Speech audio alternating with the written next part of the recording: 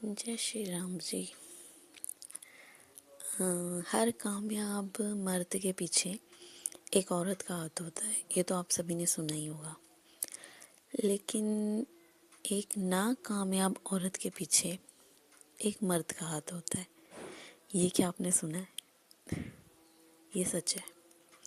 कई बार होता है ना कि कुछ लड़कियां होती हैं जो अनमैरिड टाइम इंडिपेंडेंट होती हैं, अच्छा कमा रही होती हैं और अच्छे से अपनी ज़िंदगी जी रही होती हैं। अचानक से उनकी शादी होती है और फिर उसके बाद वो घर में ही रह जाती हैं, बाहर जाकर कुछ नहीं कर पाती। और फिर लोग भी उनको बोलते हैं कि तुम तो पढ़ी लिखी थी, तुम तो कुछ कर सकती थी, तुम बाहर क्यों नहीं निकली, तुमने अपना स्टैंडर्ड क्यों नहीं बनाया, तुमने ये क्यों नहीं किया, तुमने वो क्यों नहीं किया, तुम बहुत कुछ कर सकती थी, कोशिश तो करके देखती, तुम कर लेती। बहुत लोग ऐसे कमेंट कह लो, कॉम्प्लीमेंट तो नहीं, कमेंट करते हैं लोग ऐसे।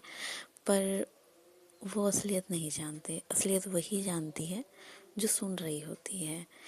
एक मर्द अगर औरत को इजाज़त ही ना दे बाहर निकलने की, किसी से बोलने की, कोई काम करने की, उसको सिर्फ ये लगे कि उसने मतलब शादी की है तो सिर्फ अपने परिवार के लिए, अपने परिवार का काम करवाने के लिए, मतलब अपना घर संभालने के लिए, दैट्स इट।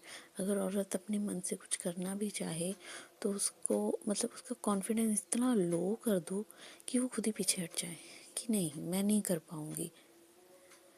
तो उस वजह से ना फिर कुछ लड़कियां जो है ना, बहुत कुछ होते हुए भी खाली रह जाती हैं।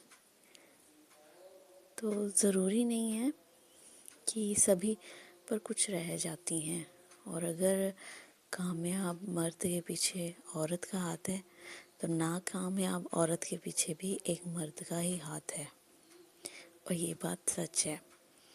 और काफ़ी हद तक आजकल की जनरेशन तो बहुत चेंज है, लेकिन पीछे की जनरेशन्स को देखें तो उसमें मर्द एक बहुत बड़ी रुकावट थे औरतों के लिए।